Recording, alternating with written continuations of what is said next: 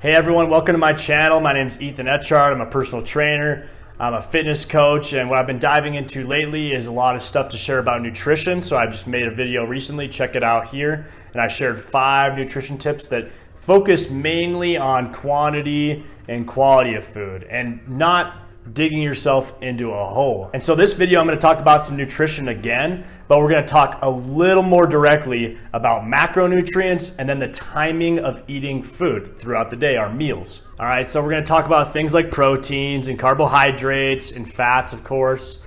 And so buckle in. We're also going to talk about timing your meals, okay? We're going to talk about that as well in regards to when you exercise and when you go to sleep. And so let's buckle up and get started. I got my tea.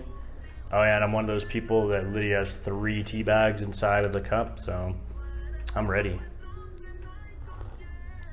All right, so first we're gonna talk about protein, okay? I want you guys to think of protein, measuring your consumption of it as your rule of thumb regarding your fitness, especially in the context of your fitness goals. You know, depending on whether you want to put on a bunch of size and be super muscular, you're obviously going to need a lot of more protein for that. And you're going to need to know protein targets, even if you're trying to lose fat and everything, because remember, muscle cells are more metabolically demanding than fat cells, so we need to make sure we're still feeding our muscles a lot of protein. That way our body is burning more calories and we're losing weight. Okay, and so maybe you're thinking, why should we use protein as our North Star, our number one thing to check while we're feeding ourselves, right? Because what we need to know about protein is that it's an effective way to make sure that we're consuming enough of everything else, because protein is very satiating. Also, it's going to promote the muscle and cellular growth, and that's what we need to be strong and be healthy. And yeah, protein, it drives your metabolism, so it becomes much easier to hit your goals and your other macronutrient targets by measuring your protein consumption. And so if you kind of establish how much protein you need every day, then you're good to go. All right, and so how much protein do we need, okay? So currently the USDA is recommending between 0.8 to 1.6 grams per kilogram of body weight. And then this is also gonna depend on your fitness level and your age, okay? And of course, if you're an athlete, you're gonna need a lot more protein, right? So the International Journal of Sports Nutrition and Exercise Metabolism, they recommend between 1.6 to 2.4 grams per kilogram of body weight for athletes. And of course, that's going to depend on what sport you're playing and how much you're working out every single day throughout the season. And so what does this look like? Okay, so let's take me, for example, right now. I weigh 165 right now, which is 75 kilograms. Yeah, 75 kilograms. And since I'm an athlete who's training frequently, vigorously, I do CrossFit, I weightlift, I swim throughout the week. So I need to take my weight, 75 kilograms, multiply that by 2.4 grams to get my recommended daily protein target. And that's going to equal 177.6 grams of protein per day. And that's just for me to maintain what I'm doing to fuel the athlete that I am right now. And of course, if you want to put on more size, you want to influence muscle hypertrophy, you're going to need to consume more protein, of course. And so a way to do that is to simply use the body weight number that you're trying to reach as the number that you're using in the formula to calculate how much protein you need. And of course, so depending on your numbers, it's going to look a little different, but typically what you'll see, like let's say you're trying to put on 10 pounds, you're probably going to need to eat between like 20 to 30 more grams of protein. That's just kind of a ballpark. Obviously, you can do the numbers yourself, and I'll provide the formula in the description of the video. All right, and so now that we know our numbers for protein, let's talk about carbs. And this is going to lead into my next point, that we want to use complex carbs for big meals that are post-workout, okay? Post-workout, or, you know, earlier in the afternoon for sure. We just don't want to be eating too late in the evening, and I'll get to that later. And so post-workout, we need to provide our bodies with the necessary complex carbs, and along with the protein target I mentioned. We need to make sure we're fueling ourselves with those carbs after the workouts, because we're using so much glucose, so much energy during workouts. And so we're going to need to make sure we're getting a lot of energy to replenish and provide more energy for the rest of the day so our bodies can crush it and our brains are fueled. And like I mentioned in the last video, okay, we got to make sure that we're avoiding the processed carbs, the processed foods, okay? And so with these carbs, we're always going to need a whole food source. And so some of my favorite complex carbs to consume post-workout would be sweet potatoes, quinoa, rice is awesome, and then whole grain pastas. And so remember, these carbs are not your enemy, okay? The enemy is the ultra processed foods and added sugars. And so we have to be careful with some breads and pastas though, because a lot of times they're extremely processed. And especially the cheapest option at the store. You're always like, oh, let's get that one. That one must be awesome. It's cheap, it looks good. That's always the most processed one every single time. Okay, and so don't forget that the big food industry, they're trying to get you addicted. They're trying to maximize profits. They're not really that worried about your health. They want a good product for you to consume and come and buy it again. And so don't forget, health is your number one investment. So pinching pennies at the grocery store, unless you're clearly obviously starving and you don't have a lot of money, but pinching pennies at the grocery store, it's completely asinine when literally nutrition, and it's the number one activity of your life that's giving you energy and operating your biological systems to make you go from one day to the next. It's a pretty important thing to consider, right? And so I'm not going to talk about serving sizes on carbohydrates or anything like that, because this is going to be different for every single person, for one, and then also depending on what your goals are. So it's always going to depend. And so for carb intake, you're going to know if you're getting enough or if you're not getting enough. That's kind of how it works, right? But this is going to lead me into my next point that I want to talk about today, is that we need to consume fruits, which is another sugar, another carb. We need to make sure we're consuming these before exercise. And then so fruits are awesome because they're simple carbs. They are something that you can eat, you consume it, your body's going to break it down into glucose like super fast, and then you have it to utilize during the workout or during the day. So it doesn't necessarily need to be before your workout, but it's a great opportunity to do that. It's just great to start your day with fruit in general, because like I mentioned, it's just quick energy.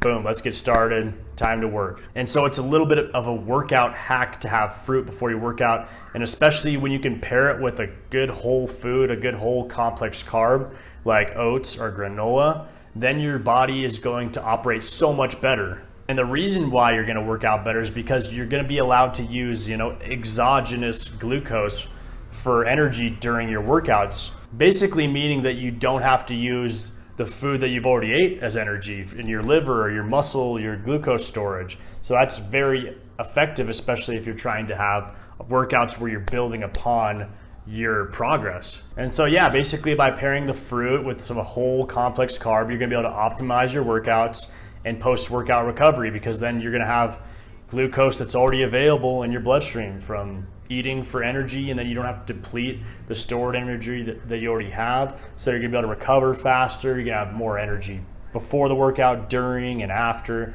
So, which is great, because then you can train longer and harder and have better performance in the long term too. And so there's a fancy name for this strategy. It's called the fruit co-ingestion with glucose strategy. But what it is what I just said, and it's proven to be effective for training performance according to the Journal of Physiology. So if you're wondering why I'm so adamant about this, is because the science shows that it works super well. Yeah, and so start your day with some fruit and another healthy carb, and you're gonna have great fuel for the day, body and brain. You're gonna work effectively, and you're gonna just have a productive day. Okay, and now let's talk about fats. Whew, always a complicated subject right here. All right, and so this point is called healthy fats get the green light. And so fats, they've historically received negative press due to the overconsumption of trans fats and saturated fats. And this has led to an array of health issues, namely hyperlipidemia and arteriosclerosis. And this is like the hardening of the arteries. This is when you have too much cholesterol. That's what this is. This is like the unhealthy fat. So the concerns are valid, and the elimination of trans fats are necessary, and especially these hydrogenated oils, and they're found in a lot of different butters and things like that. They're a preservative basically in processed foods. So you want to stay away from things like that. That's a bad trans fat. Saturated fats are a little different because they do have some healthy properties within them, but the overconsumption is not great, especially how easy it is to overconsume saturated fats, especially in dairy in animal products. So we have to watch and monitor consumption of saturated fats, but there's actually some value in them as well. However, what is great for us is the unsaturated, the healthy fats, okay? These are what deserve the green light. So these unsaturated fats, they come from great sources, typically like avocados, nuts, seeds, fish, which is great because they contain omega-3 fatty acids as well. And those are very necessary and helpful for improving heart and hormonal health. So consuming enough omega-3 fatty acids is going to be a great idea for your health. It's going to help out with your triglyceride levels. It's going to improve your HDL cholesterol, which is the good cholesterol. Overall, that's great. This is what you want when you're consuming unsaturated fats. The point I want to make, because I know what people are buying in the grocery stores typically, I see what's going on. And so if you like peanut butter and cheeses, I want you to look out for those trans fats on the nutrition labels you consume. And so you're not always going to know, but it's going to show up a lot of times on the back, and it'll be like a hydrogenated oil or something like that. And so you have to kind of look out for that, because those are disguised typically, and that's why, you know, a lot of times that's why they kind of taste good, is because they last longer, and then they add like sugar and stuff in them there too. And just remember those huge brands out there like Kraft and Smuckers or whatever, they don't care about your nutrition. They're businesses again, so they're going to check every box necessary to be, you know, FDA approved, and then what's going to addict my customer to my product, and how can I sell more. Final thing I want to talk about fat is yogurts, because I know yogurts are consumed pretty heavily too. And so we want to make sure with yogurt that you're getting the whole fat product. And unfortunately, most grocery stores, they're only selling low fat yogurt. And these are typically options that are loaded with 15 to 30 grams of added sugar. And we've always been taught to think that low fat yogurts, you know, they're healthy. And this is because due to the last 20 years, we've had a lot of, you know, shaming in general of dietary fat. So there's like a lot of propaganda around that. Like, this is the skinny yogurt, this is the skinny ice cream, stuff like that. It's, even though it always has more sugar, it just does, they're cutting out the fat. Why do we want the fat in the yogurt then? Well, for one, it just has to do with it being a more natural food source.